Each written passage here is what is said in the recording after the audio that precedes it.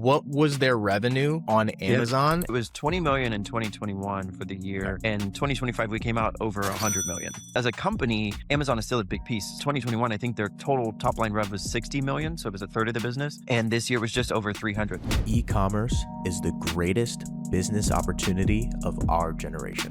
What is going on, people? Welcome back to another episode of the Ecom Unlimited podcast. It's your boy, Kaj, here with my co-host, Josh. What's going on, everybody? And today I have a guest that I am very excited to have a conversation with about all things ecom, Joey Thomas. So very quick story. I just randomly DM'd him on LinkedIn. One of his posts popped in my feed. He was very kind to respond and said, yeah, let's run a pod. So he just left Dude Wipes, I believe, right? Yeah, I got another 10 days, but on the way out.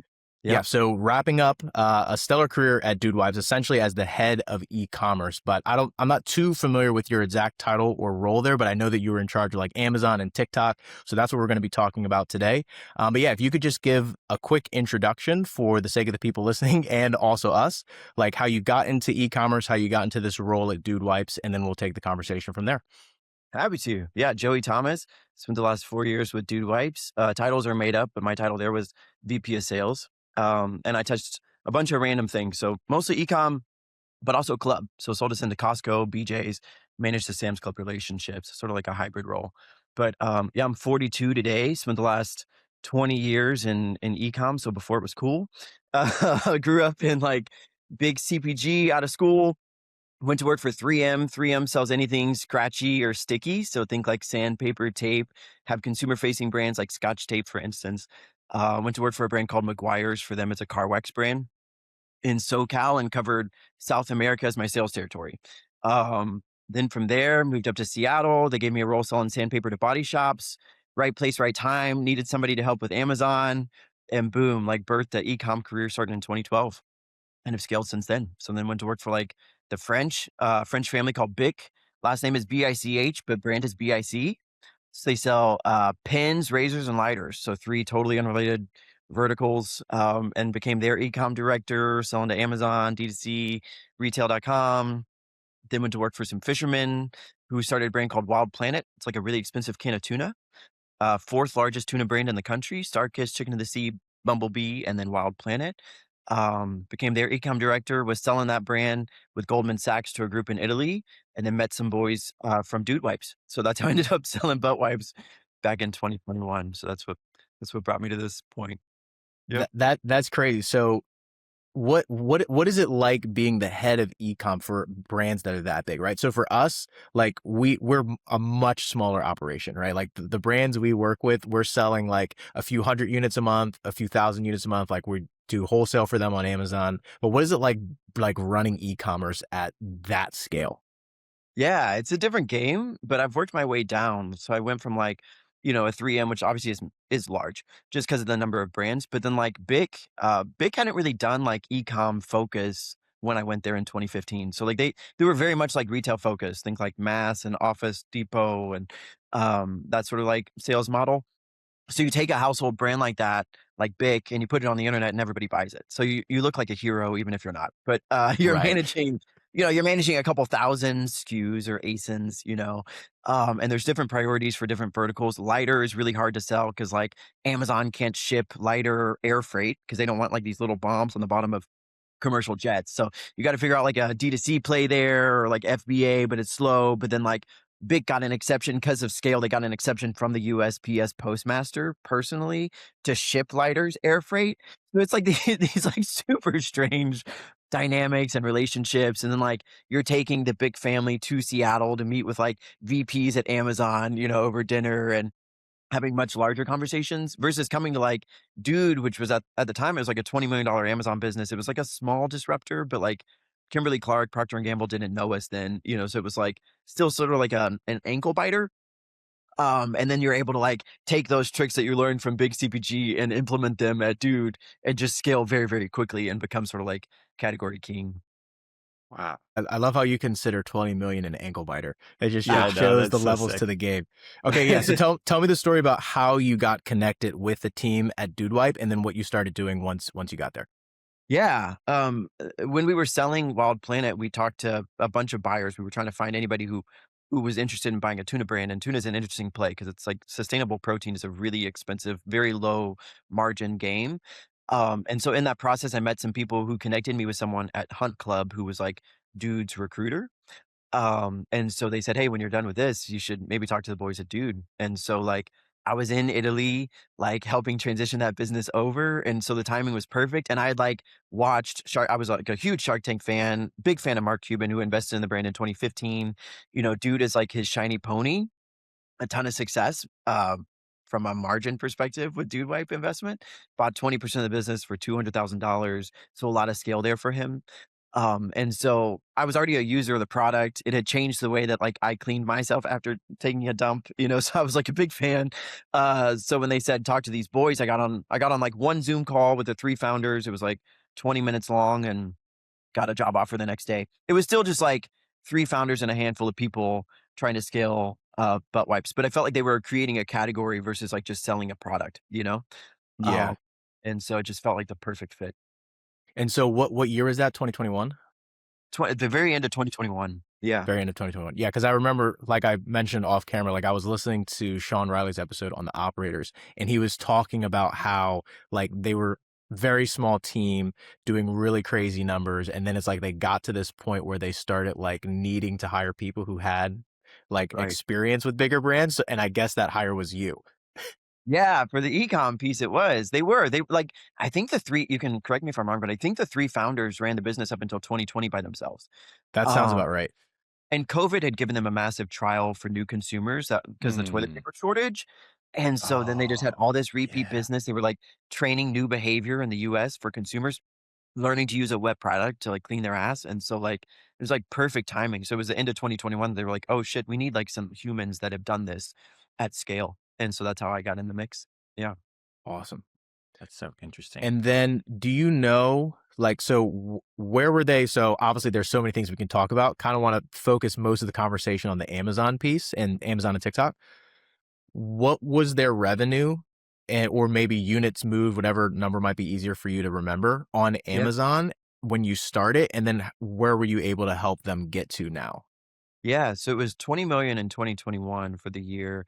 And 2025, we came out over 100 million. So sort of like Dang.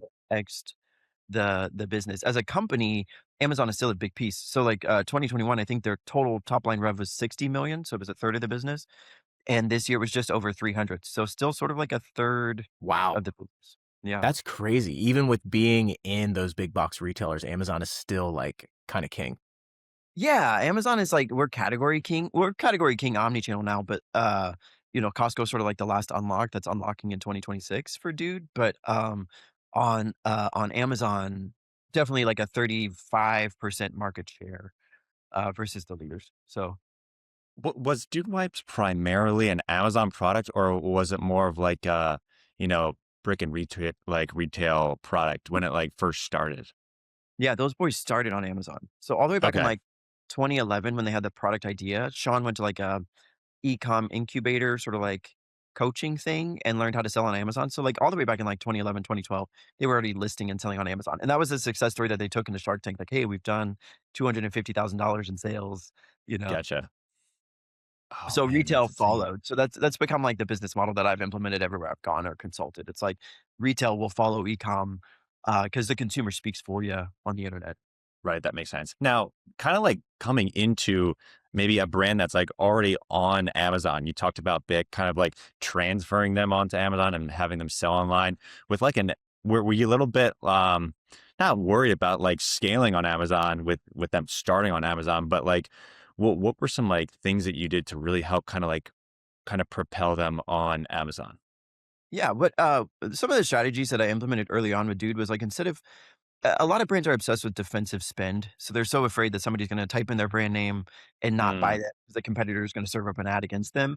And the boys at Dude are like very willing to tolerate heavy risk. And so it was easy for me to sell them on the idea of just going dark on branded spend period and only like trying to scale the category. So instead of spending against flushable wipes and Dude wipes, let's spend against toilet paper. Let's spend against men's deodorant. Let's see if we can scale this category with Amazon and bring new users into this space. And so that was probably like the first biggest unlock.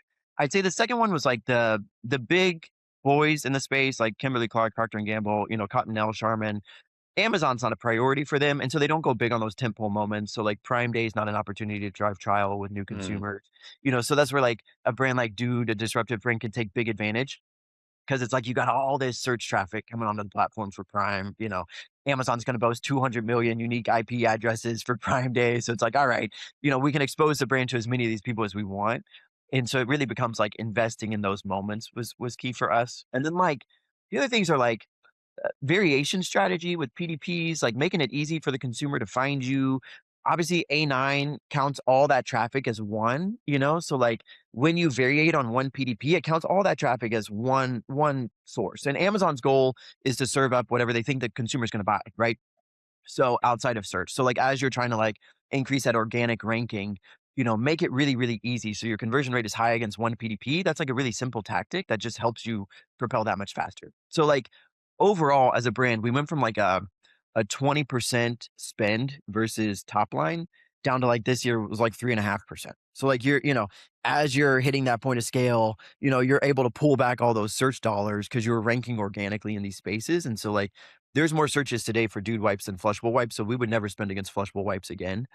Um, Hey, I didn't even as think we about that. spend, it becomes about like category growers, like who we're bringing into flushable wipes, because it's only like 35% of US households use flushable wipes. So mostly like toilet paper browsers or like these big marketing campaigns that you see elsewhere are just gonna, or like our TikTok play is absolutely gonna like benefit the Amazon.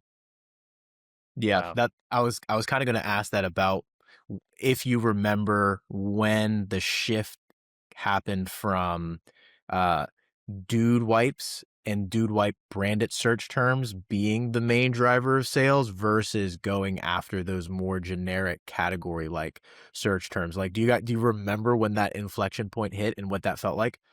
Yeah, because there were some tense moments internally as we like battle these things out, right? So like in my case, like in this case, I wasn't like the ecom expert coming in. I was an ecom guy coming into three founders who like very well knew ecom, So like in other at Big, you can sort of be the hero because they don't know these platforms. You come Interesting. to Two Pipes where they built the business on Amazon and you're like, oh, everything sort of gets pushed back in a healthy way. And so in early 2022, it was sort of like a verbal bloodbath a lot of times when we were like, let's go, let's not do this, let's try this new strategy. And it's like, nah. So, but again, the boys were willing to like tolerate risk and test and try. So like we were able to like switch things back and forth. And there was a lot of that, like, no, it didn't work. We don't like it, or we're afraid, or, so there was a lot of that like pivoting. So I'd say it was like early 2023 where it was like definitive, like we do not need to spend against dude wipes ever Mm. again. But we were still spinning against flushable wipes because there was still like space there at the table to sort of like take from Cottonelle, if that makes sense. And upgrade the user to like a bigger wipe, a better experience, a more branded experience for a guy searching on the platform. It wasn't until like 2024, I'd say, that it was like, oh wow, now it doesn't even make sense to spin against flushable. Like now it only makes sense to go after like outside category terms if we're gonna spend on search at all. Wow. So like even for flushable, I guess until you became the number one organic or top indexing on Amazon for that, you were still spending on that sort of keyword. Yeah, we were. We wanted to maximize that market share, and that organic rank as like you're spending. So, so we wanted to win that battle, but once you win it, it's really hard to unseat. Like we're big, like Byron Sharp, like how brands grow guys, because Jeff's made us all go to the classes. So it's like for us, it's like once you're sort of king, it's very hard to unseat Tide or Colgate. Once you sort of like Yeah. hit that leader position, the loyalty is there, the repeats there. It's very hard to unseat you.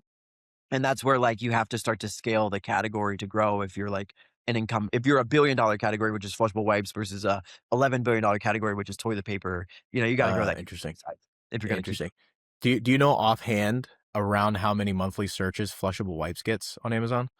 Yeah, we got a good partner in Harvest. So like I think flushable wipes gets like 15,000 monthly.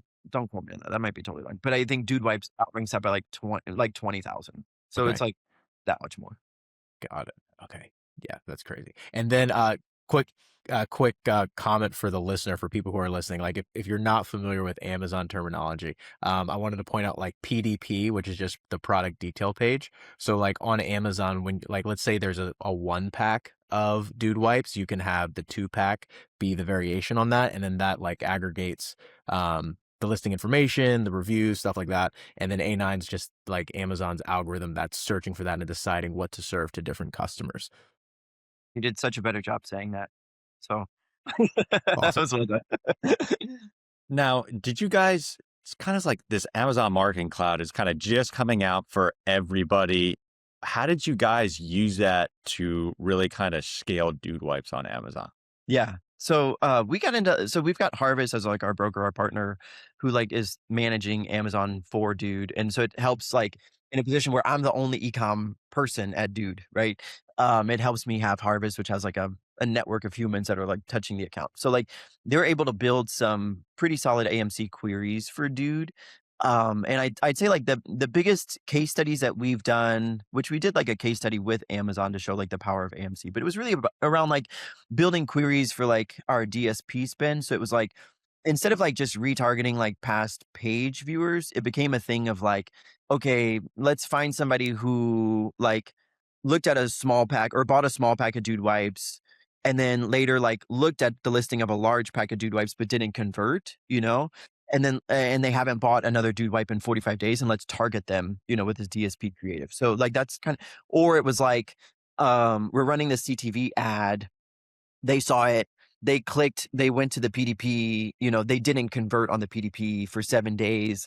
Let's show them that creative again, but let's show it to them in a different space. So that's where it's like we were able to align like, the queries that we were doing with how we were spending against DSP for Amazon. That's probably been like the best use case that we've done. That's interesting. Okay, can you elaborate on what a DSP is and then also a query within Amazon Marketing Cloud? Sure. Yeah. So queries are like they're the questions that you're asking, so obviously like every point of data for every customer ever is available within AMC, but like, if you're not a coder, you're not going to be able to get any information out of that. And that's where like, if you're a brand like Dude, like I can't go in there and build a query. I need, a partner in Harvest that knows how to build the queries. Obviously like Flywheel is automating a lot of this stuff. Like there's bigger agencies that are, and this is only the tip of the iceberg, like, but ultimately it's like, you're going to be able to get every point of data that you want. It's understanding like which questions you want to ask so that, like what you can actually do with it, because data is cute, but like, if you're not going to do anything with the information, like it does nothing for the brand. So that's where it's like, Harvest was able to help us come up with the questions that we should be asking. So like, let's look at like when people are repeat buying or when they're buying a one pack, because stocking stuffers is a huge moment for dudes. So like it brings a lot of people in, it goes in a lot of stocking. So it's like, okay, are they coming back and are they buying a 3-pack? Are they buying a 6-pack? Are they buying an 8-pack? Like, is it a club buy? What's the household size? And how do we make sure that like we lock them in, January, February, March, after they've been exposed to our brand in December? And those are the things that like we've used AMC to do. DSP is just like it's Amazon's opportunity to advertise to you on platform or off platform, whether it's on a competitive PDP, so like you're on the Cottonelle wipe page and I can show you Dude Wipes there, or you're on CNN and I can you got the Amazon ad there. Like DSP just gives you more ability to advertise in new spaces outside of just search functions, and so that's where like we've combined those efforts together to make sure that we're retargeting appropriately. And Man, once you get into like once you get like really big into that stuff, that's powerful stuff. And for that's sure. something that like Amazon didn't have for a little while. And man, For the them smaller bringing guys. that in, oh man, that just makes it even more compelling on why you might want to sell on Amazon, as a brand owner too. Wow. Absolutely. You got all this customer data. So the idea, that's something that obviously like Walmart gives some of that to you with Scintilla, which we've used to see like how TikTok is impacting our omni-channel play. So Mm. like, there are other data platforms that retailers are offering, but ultimately like Amazon has the most data on their customer, of course. I got to like do a do a program with BIC where like I was an employee of both for 6 months. So it was like this very European program where they share employees with each other. And so it was like you get to be a vendor manager for Extremely Amazon European. and you get to be a BIC employee, and we're going to share insights with each other, and you're only going to get paid for one job, but you're going to do two. And so, when you're there, you get these insights from Amazon that like they have a 98% accuracy of guessing someone's shoe size, even if they've never bought shoes on the platform, based on all of the data that they have of that person. So like Holy cow. data is the unlock for growth. And Amazon has a lot of data. like an For sure. unbelievable amount. Like this is a total side note, but I just saw on X that Google also partnered with like Walmart and Shopify and Etsy and all of those with their new agentic software platform. And it just stuck out to me that Amazon was the only one that wasn't on the list of all the retailers. Like Target was on there too. Just like, yeah, Yeah. Amazon is not sharing their data with anyone because I mean, they've got it on lock and they're also pushing Rufus as well. Yeah, for sure. Yeah. Another question I had for you, kind of on that same line of what Josh was saying. When I was doing some research, something came up about you guys being extremely aggressive with subscribe and save. So could you just talk about that program, what it is, your strategies around that, and how you maybe used targeted subscribe and save discounts to those specific customers within the AMC? Yeah, it's because we're massively under penetrated with subscribe and save. So, Dude Wipes today has like a 21% subscribe and save rate. Toilet paper has like a 32%. So, like, when you're seeing yourself as a toilet paper alternative or toilet paper brand, you want to like reach for the stars. And so, obviously, like, it's like the old D2C game. It's like, what's the CAC and what's the LTV and how much am I spending, for the first click and how many times do I need them to buy? And so when you're Dude Wipes, the average dude consumer is spending, I think, $26 in a year, on Dude Wipes. So it's like, how can I get more and more consumers to flow into subscribe and save? I'd say like, me 2023, 2024 was obsessed with that, because I'd worked for brands that had like big D2C plays and like you're trying to transfer that knowledge to Amazon. Like, and then we went to the Byron Sharp school, How Brands Grow. And then we were like, oh, maybe we're putting way too much focus on like loyalty and subscription. And like the customers that are going to subscribe are going to subscribe. I'd say like what we do today with Amazon is like, yeah, we do these like, you can give Amazon a block of money and then they will say like, we will target the consumer for you. So we know if Josh needs an 8% discount and we know that Cash needs a 30% discount, in order to enroll into subscribe and save. So we will do all that for you, and spend your money accordingly and grow that. We've done a lot of that, just to be like, all right, how much? And I think we grew from like a 17% SNS rate to like a 21% SNS rate. So it did benefit the business. The other things that we've done is like, we found through AMC that like a lot of our one pack buyers that weren't buying on holiday were buying because they wanted to hit that $25, 15% subscribe and save rate. And they needed like that one, like $4 item to throw in to hit $25. And so like, that's what like incentivized us to keep one packs in the mix. Cause you're like, all right, we need them. Cause like the subscribe and save customer like needs to hit $25 and they're looking at the items that are like available, you could add whatever you want. And they're like, oh, Dude Wipes. So like, that was great for us. So that's why the one packs are there today outside of holiday. So like, those are the kind of things that we're doing to make sure that like we're relevant to subscribe and save, but the obsession over the number isn't as strong as it was. Interesting. Gotcha. Were you guys doing any sort of like, so, because you mentioned before about, okay, customer, maybe it was a stocking stuffer, we retarget them a couple months later, we see they buy again. Are you then like retargeting that person with a subscribe and save coupon or subscribe and save offer and that's converting well? Like, is that something you're still doing or is that maybe something that you slowed down on? We've done both. I'd say like where we were giving Amazon the bucket of money, we were like very much hitting it in January, February, March to make sure that we hit everybody who bought the one pack of, Dumpkin Spice or Dingle Bells and Holiday. And, we want them to come back and buy mint or fragrance free, 6-pack. That wasn't as successful as we thought it was going to be. So I'd say like, there are some DSP campaigns that are like, all right, just hit everybody who bought from us in Q4, but we've made it like broader. Byron Sharp like very much teaches like, instead of you focusing in so hard on the guy who's bought from you one or two or three times, just spend on the guy who's never bought you. Like that's going to benefit the brand overall. So that's become more of the strategy. It's more just like, all right, like that guy's going to repeat probably. It's a solid product. It's good branded experience. It says something about him when it sits on the back of the toilet. Let's go after the guy who's never bought a Dude Wipe and spend money there. That's so interesting. I think that's a good way to think about it. Because if they're not going to subscribe and save, like there's so many more people out there that are going to buy your product. You might as well just go after them. They're going to be a more loyal customer. Right. And big bucket, you got like a 64% repeat rate. So you're like, all right, so I'll just hit these guys dead and 64% of them are going to buy from me again. And I think like that was the big reveal of like that whole How Brands Grow thing. It's like, it's so much simpler than you think it is. And it's disappointingly simple. So it's like, okay, they've got like 60 years of consumer data across every brand in America ever, and it turns out like repeats the same for everybody. Turns out like once you get a scale, like it is what it is, you know? Yeah, absolutely. Now, kind of talk us through like the major steps. Like, obviously, you started Dude Wipes where keywords were, a lot larger than yours. Then you passed them.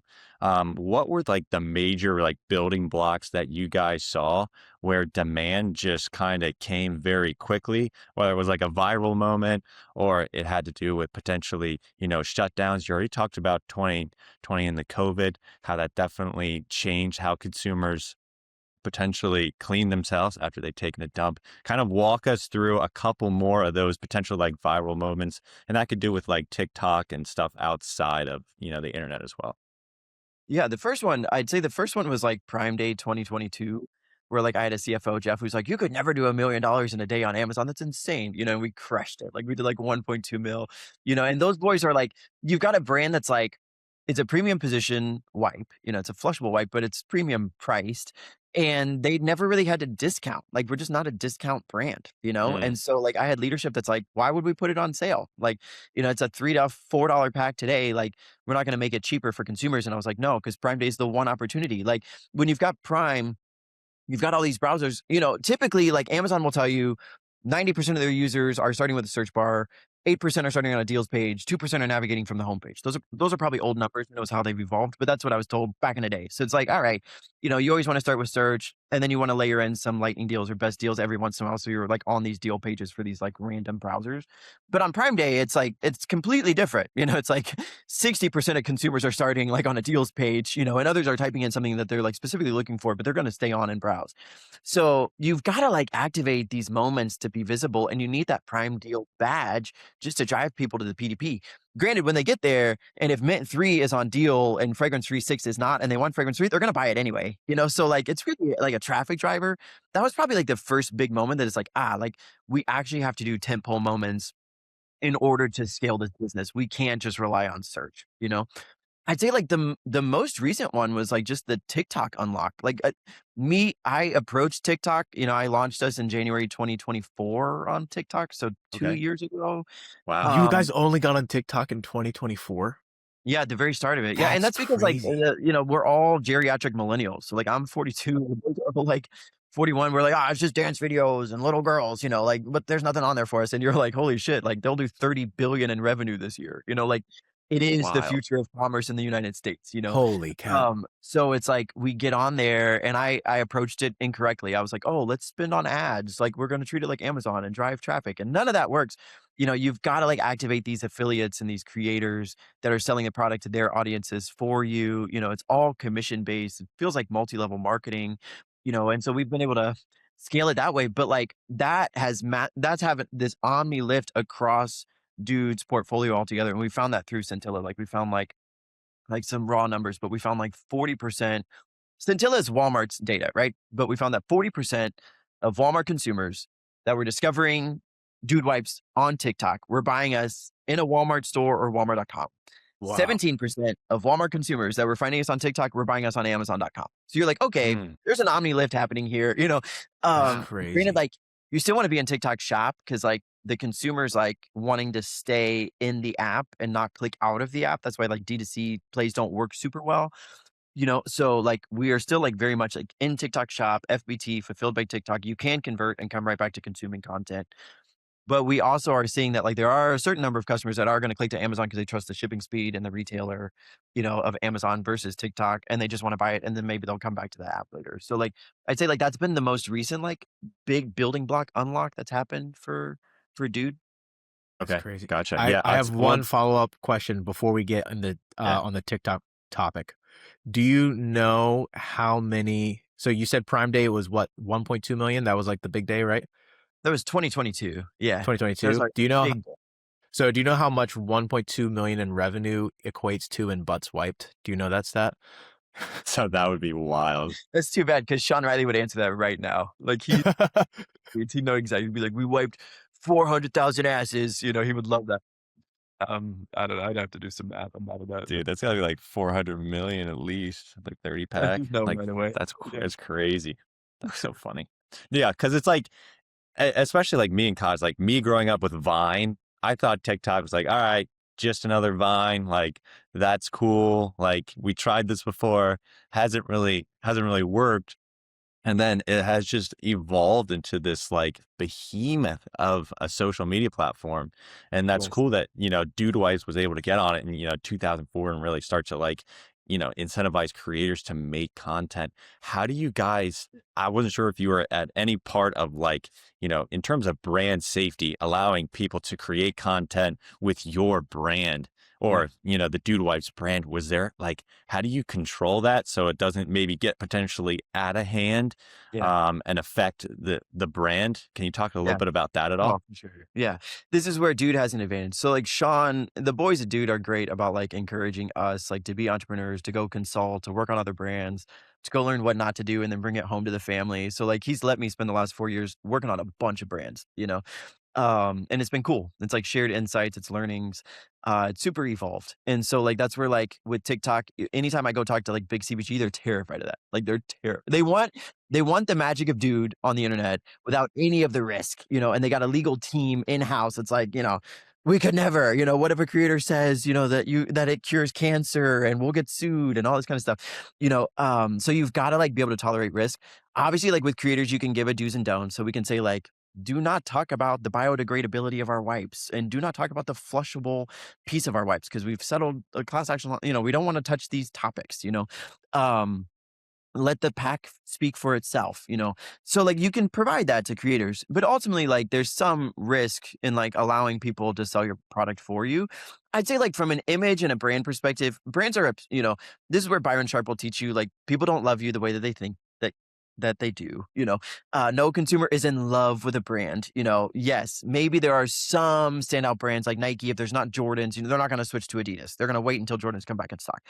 But if they're going to the store to buy laundry detergent, they're going to buy laundry detergent, so if Tide's not there, they're going to buy Gain. Like they will buy laundry detergent if they have laundry to do. Now, I wanted to quickly shout out the sponsor of today's episode. That is SellerSnap. They are our repricer of choice that is based on AI and game theory, and they are hands down the most powerful repricer on the market. They avoid price tanking, help you stay in the buy box longer, as well as increase your profits. Pricing on Amazon is one of the most important levers you can pull that directly impacts your bottom line. So if you do not have a good repricer, it is actually losing you money. Now, if you want to try out SellerSnap, you can get a free 15-day trial as well as 10% off your first 3 months using the code Robinson at checkout or by clicking the link in the description. SellerSnap also recently came out with some new features called Data Hub that gives you competitor analysis as well as profitability analytics. And they also have some new introductory pricing offers. So guys, I highly, highly recommend that you try out SellerSnap if you're not already using them, and also book a free onboarding call with their team to learn how to best use the tool. With that, let's get back to the episode. Big brands are terrified of TikTok because of affiliates, what they're going to say, but if you're going to hit a point of scale, there's going to be messiness involved and there's going to have to be some risk tolerated. And so that's where it's like, you can't obsess over the brand. Customers are not obsessed with your brand the way that you're obsessed with your brand or the way you think they're obsessed with your brand. Like at the end of the day, they are probably barely listening. They're watching these creators because they're interested in what they have to say and what their angle is going to be. And it might be like crude or funny or disgusting, whatever their angle is. That's why the audience is locked in. So you have to let them create the way that they create. You cannot micromanage that. And you just got to be okay with like how they're going to sell a product. At the end of the day, there's going to be content that pops off on TikTok that does 100,000 units. And there's going to be a lot of content that does 0 to 3 units, so it's like, just let it be what it is, but then you hit a point of scale where you're Dude Wipes and you've got 16,000 affiliates that are selling the product for commission all day, every day, and so it's just this flood of content on the platform where it's like, it's hard to be a male between the ages of 18 and 35 and not see Dude Wipes at some point on TikTok, so like at that point, like you're actually able to like grow a brand because that's going to benefit you omni-channel. And even in like going into someone's home, like I went into my buddy's, I watched the game with my friend on Sunday, and I do. You're going to talk about this because the he's same Dude thing happened Wipes, to me a week ago. and I literally go out and like I literally go in his bathroom, And then I was like, oh yeah, dude, what? And I like bust out his doors. Like and I was like, dude, you will never guess who's gonna be on our podcast Um, tomorrow. So Wow. I was all jazzed up about that. But it's just so funny because like those just those small reminders of what a brand can be, and especially with like the packaging and everything that Dude Wipe has created. It's awesome. And Hey, it's just one of appreciate those brands that you can't forget. It's hard to forget, which is cool. I appreciate that. It says something about the consumer. I love that about Dude. And like it has a benefit over toilet paper because you put toilet paper on the roll, you don't know whose brand it is, but Dude Yeah. sits on the toilet, clearly Mm. like, oh, this guy uses Dude wipes. He doesn't use Equate. Yeah. It says about that person. Yeah. Yeah, it really does. So what other like talk to us about I remember, sitting in, my living room watching a boxing match between Jake Paul and what I forget the other guy's name. Tyrone Woodson, I Isn't it believe. Tyson something? I I'm forget. not a big boxing guy. Yeah. But again, him getting knocked out, dude's wife just being in the perfect spot at the perfect time. I kind of refer to it. My game is golf. So when Tiger Wood hit the chip in on the Masters and the ball just kind of rolls in with the logo just showing, that I feel like is dude wipes moment. Talk to us about that and how that kind of really Yeah. propelled the brand. Yeah, and I wish I was the guy who did that. I can't take any credit for any of that. So we got 3 founders. We got Sean, Jeff, and Ryan, and they've been friends forever, and they are like perfectly aligned because they have totally different skill sets. Sean will tell you if you want to build a brand that's going to do something like, don't do it with your best friend. Find somebody who has the opposite skill set of you. And so you've got a guy like Sean who's just like this sales dude. I mean, he could just sell anything. And then you got a guy like Jeff who's just this finance wizard. I mean, he just like understands numbers and EBITDA and how to make you look really, really good to investors. And then you got Ryan who's just this creative genius who just like is this guy who comes up with these like brilliant ideas and does them on the cheap and does them on the fly. And it's like, a week before, it's like, all right, we're going to do this Cleveland Browns announcement, and have the guy fall into the lake, so it's like these big moments with like these big viral things. And they're also intensely scrappy. I mean, these are guys who just like didn't have money early on. And so they'd go outside a Cubs game and hold a sign up that says buy Dude Wipes, try to get on the back of the news. So like, it's like, they're just scrappy and hardworking and brilliant and different skill sets. And so that's where like Megan just like finds these like marketing opportunities. And the team just like trusts him to execute against them. And he's just sort of like the wizard behind the curtain. Nobody knows how he comes up with them or how he executes them, but he does. And I'd say like, that's where like, the interesting thing for Dude is like you do kind of hit a point of scale where like you're sort of like you start to cap out. You're like, all right, like there's only so many more ways to grow this brand. Like we have to Mm. actually like start to spend against like growing the brand outside of like retail. So it's like we can't just spend on Surge. We can't just like buy end caps at Walmart. Like we've got to do something to like bring more households into the fold. And that's where like, they've been very strategic but very smart about like how they spend money, on things like Tush Push or on things like those boxing matches. I mean, those ended up being very low lift, like very low cost, but only because of the way that Ryan navigates them. But like that's sort of like his gig is he finds those opportunities to scale the brand. Now, do you like specifically remember that day in terms of like sales? Like, did it like, is that a thing that like pops off sales where you're like, oh my gosh, you'll like never believe like how many people just like ended up buying a product based off of like a moment like that? Or is it just like the more like virality kind of component where it's like, oh my gosh, we just reached like 40 million people and who knows how much with like highlight reels and people talking about it and all that sort of stuff? Yeah, it's more watching the Omni lift. It's disappointingly slow. But, the consumer is disappointing. So the Mm, consumer doesn't just, like, see you and rush to the internet to buy your product, like, "Oh my god, Dude Wipes is so funny." It's yeah. more just like this slow burn that, like, Okay. that you just become top of mind. So the next time they're at retail and they're thinking about toilet paper or they're thinking about a flushable wipe and they go down the aisle, they're like, "Oh, I saw that brand." Like, I saw them on ESPN. Like, "Oh, I'll try that." That's really, like so it's just, like, disappointingly slow growth, but it just happens and it balloons. So I'd say, like, that's the thing. We haven't had any moment where it's been like, oh, everybody just rushes to buy the product or storms the store. There's other brands that I've gotten to play with that have done that kind of thing, like Joyride Candy, where you got Ryan Trahan and he's got this moment and he gets his flock to go camp outside of Target and storm the store and buy all the inventory. That's never kind of been like the Dude Wipes win. Like the Dude Wipes win has just sort of like been this like evolution And then you reach a point of scale where it's like, oh, there's only scale ahead. It would be very hard to unseat dude at this point. Yeah. Yeah, no, it would be almost It's impossible. it's really interesting when you talk about that, especially again for us, like on a much smaller scale. I feel like that's something that it's hard to balance, especially for smaller brands that might again they might be scrappier, like don't have funding, don't have huge budgets, and trying to figure out like, okay, how do we simultaneously grow brand and brand awareness and be strategic about getting it in front of more eyeballs, but we also don't have a big budget and we need almost all of our spend to convert. Do you have any insight on that, or like maybe how, like with some of the other brands that you've worked with and just your knowledge, like how you would approach that as a smaller brand? Absolutely. At the beginning, obsess over selling product. I mean, Cuban will tell you that. So at the beginning, just obsess over selling the product. Take the product and just sell it. Don't obsess over building a brand because the brand will follow. And I think a lot of brands make the mistake in the early days of like, okay, I'm building this brand. It's got to be it's got to be like beautiful and all these things and customer experience and targeting this very specific customer. And nothing speaks better for you if you're going to launch digitally than just sales. So it's like, the platforms to sell on are like Amazon and TikTok. And if you want to do DTC and you want to do retail.com, just to have those digital billboards, but just obsess over selling that product. So figure out like, what's the keyword harvesting that's going to happen? Like, what's the SEO ranking that's going to come from your titles and your content? How are you going to make it easy for the consumer to make that decision? Don't make them do math. Make it really, really simple so they like see, in our case, like all of your flavors on one page and your different pack sizes. It's like, all right, I can get mint, I can get Dumpkin Spice, I can get Herbal Relief, I can get Odor Destroyer. It's all right here. I can get a 3 or a 6. And let's just obsess over that. How can I sell you more products? So if you're searching for toilet paper, how can I get you to buy a flushable wipe?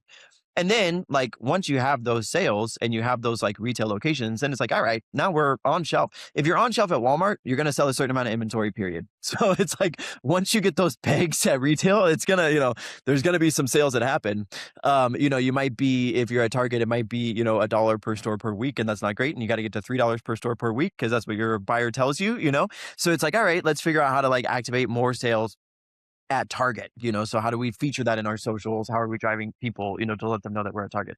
But I'd say like it's obsessing over those pieces. And then like, once you're at a point of scale, you're meeting your buyer's expectations across retail. It's like, how do we blow this up? Like, is it more innovation?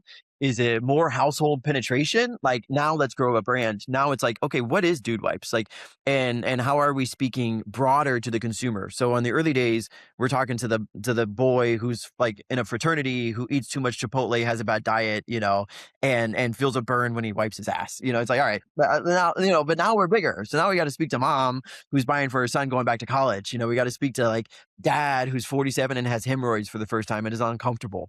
We got to like, we got to speak to women, who have men at their house but don't mind having Dude Wipes on the back of the toilet. Like, we got to speak to these different audiences. So we got to go broader with our messaging and our marketing. And that's like where you're actually starting to like build a brand that's going to like resonate and be acquired if your plan is an exit. If your plan isn't an exit, then it's like you can kind of do whatever the hell you want forever.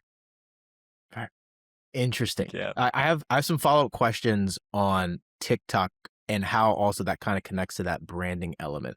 So do you guys find that you get good, healthy, profitable conversions from TikTok too? Or is the TikTok play for you guys mainly about brand awareness and the omni-channel lift that comes from it?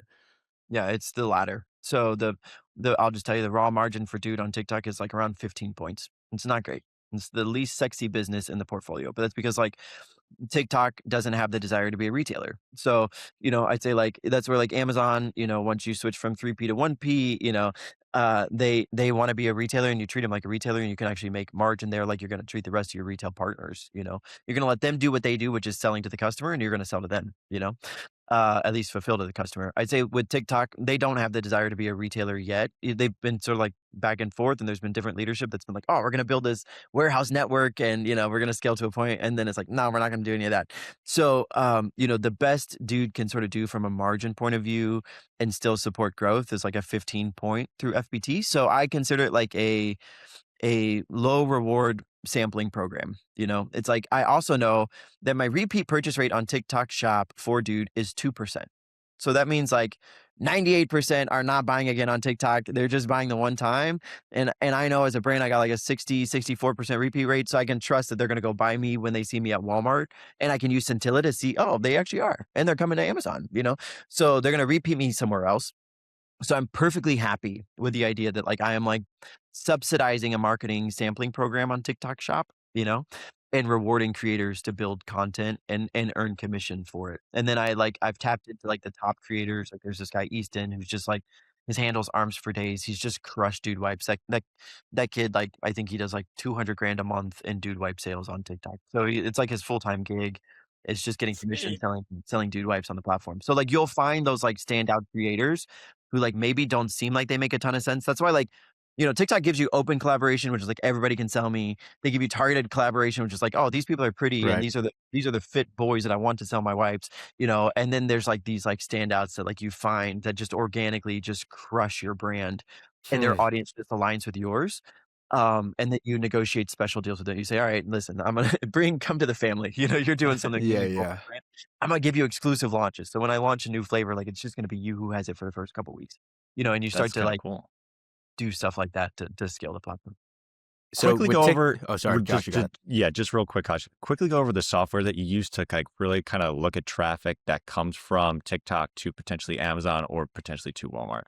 Yeah, we just engaged Work Magic, which is, TikTok referred us to them. So they're like, hey, they actually have some of our data and they're actually able to tell you like what's happening omni-channel when you invest.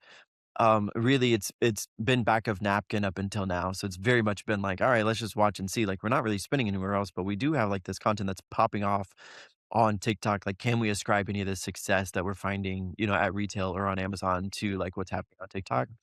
And then Scintilla, was like our first effort. It was like Walmart's data, but it was like, all right, we actually want to know like how many of your customers are finding us on TikTok and then buying us in your stores, to substantiate. Because I got a CFO who's like, I don't like a 15-point margin. Like, why would we do that? We've got scale. We can grow Right. somewhere else. So it's like, how do I justify that? So that's where Scintilla came in. Work Magic is supposed to start offering us, and we just engaged them, but they're supposed to start showing like Omni lift from customers that are exposed to you on TikTok. So like where that customer's going after seeing your content on the platform. Super cool. Yeah. That's awesome. All right, Kosh, sorry, you can go ahead. No, you're good. You're good. So with all those affiliates, how did you guys approach that? Now, I'm assuming, and correct me if I'm wrong, but like since Dude Wipes had already been successful in retail and on Amazon, I'm sure once you launched on TikTok Shop, you probably already had some creators organically come to you. But in terms of creators that you were looking for, like it seems like you only did commissions. Were you paying retainers? Were you doing outbound? Like what was just your strategy to build to 16,000 creators on the platform? Love it. So, and I've made up some terms here that I'm using with brands, but they're totally made up. So, they're not, they don't, because everyone's trying to figure out how to do it. I'd say like Yeah. with Dude, we did have some success automatically because we already had omni-channel presence and the brand was sort of known. So the first month we were on, there was like $160,000 in sales, right? And it's like, all right, we can sell something, Um, but I'd say like now there are all these brands coming onto the platform that have like learned these tricks of the trade. So like when you've got 5,000 followers on TikTok, you can be a creator who sells for commission. Yes. And then you can log into the creator portal and you can see like what brands are already ranking and who's trending. So that's where like when you're a Mary Ruth's or you're a Guru Nanda or you're a Bloom or a Dude Wipes, like you're already winning. And so creators are going to see you in open collab and be like, oh, this is already selling. I'm just going to sell this, And often when you have omni presence, they'll just walk into a Walmart, buy a pack of wipes and show it because they got to show whatever they're selling. Right. When you're smaller, you got to do all these crazy sampling programs to get product to the creators, and you got to be like, oh, well, you sell this, I'm going to offer you a much higher incentive. So let's say like the average brand on there is offering a 20% commission rate for selling product. When you're at the bottom of that list and you're not selling shit on TikTok, you got to offer 40% or 50% to incentivize them to sell something that's not trending. Does that make sense? So it's like, at the beginning, like it was a really, really high commission rate. It's like, all right, we're going to give you 35, 40% commission to sell Dude Wipes. And we're going to do all this like wild sampling just to like get you to create content so we can start to flood the system because that's how you're going to get the flywheel going. So it's like All right, they now do like reimbursing sampling programs. So it's like I can send you a sample, and then once you sell 3, you can get reimbursed for that sample. That does a few things. It shows units sold. That's interesting. They've actually bought the product, so they can leave you a rating. So it's a way to like flood like ratings and your unit sold number because the customer can see how many units have sold of everything on TikTok. So like you're doing those kind of, you're sending out a ton of samples, and maybe like 10% are actually like creating content for you. I'd say like this is where there's a made up term. There's like these like what I'm calling creator farms. So there's like these like individuals who have like a network of 100 creators, and you pay them, you negotiate like a base rate with them, let's say $30,000 for 500 pieces of content. You pay them this base rate, you negotiate a commission rate with them. So you say, I'm going to give you 18% of every dollar earned. And then they will distribute that to their creator network how they see fit. And each of those 100 creators are going to create 5 pieces of content for you each. And then you're going to flood all that content onto the platform in 30 days. Does that make sense? So now I've just like paid a base fee plus commission to this creator farm. And I've got 500 pieces of content that are just shoppable content. So some of it's going to be live, some of it's going to be shoppable video. It's all going to be on there all at once. That's going to help increase my ranking. So when I'm in open collab, other creators come in and they're like, oh, dude wipes, I'll sell that. Does that make sense? So you start to like game the Oh, system like yeah. that and grow. So we've had to tap into those, like what I'm calling creator farms. I don't know that they've Yeah. done yet. Maybe like up to And 10 some of them, times. because I've heard like some of them are like actually formal agency, like TikTok agencies too, versus some of them might be more of like uh, what's the word I'm looking for? Like Basement dweller, scrappy, exactly. That very scrappy, just a dude who knows people. which is where But we so found us. essentially, but to recap that, so you're saying essentially it's pay to play, right? You put aside however much money it was, 10K, 20K, 30K to a creator farm, to a creator agency, and then you time that like very quickly, and then that causes you to rank in the like the affiliate platform, and then because you rank, then you get the organic traffic coming in from the other affiliates, and then that flywheel just continues to go. Correct. And you're also using targeted collab. So you're using, targeted is where you can reach out to creators you already know. Those are the ones that are already selling you on Meta product, or people that that are fans of the brand. And then you're also like using Yuka, which is a bot, which is just sending out DMs to creators all day. And I think you can send like 1,500 DMs a day, so you're just like flooding inboxes of creators that are popping and you're saying, hey, we want to offer you, because it's targeted. So you got to offer more than collab open, right? So open your 20% commission, targeted your 25% commission. So you're offering an extra incentive to people that that will work well for the brand. You're hitting on all those all at once, and you're hitting a Right, point of scale where now you've got 16,000 creators and you don't have to do that anymore. Now it's like now you right, just got to right. launch product. You don't have to. And once you hit that point of scale, you can lower your commission because the creators know like it's going to sell. So you don't have to get 45% commission. You can give 12. And it's like you're going to get 12 cents on every dollar you generate for the brand. Interesting. Okay. And then do you know, and we'll probably start moving towards a close here, just a couple more questions. Like what that spill over to an Amazon.com to a Walmart.com looks like when you have content that pops off, or just when you have a lot of content going on at the same time?